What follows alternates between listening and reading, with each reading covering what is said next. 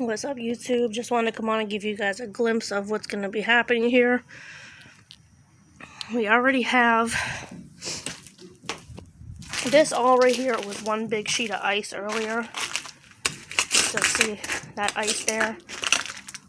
Chunks of ice here. And also all along there is all icicles about to fall. We have all down here was one big sheet of ice. And yeah, we're up for 6 to 12 inches. So everybody, please pray for us here in the state of PA. It's gonna suck the next couple days, but lovely PA.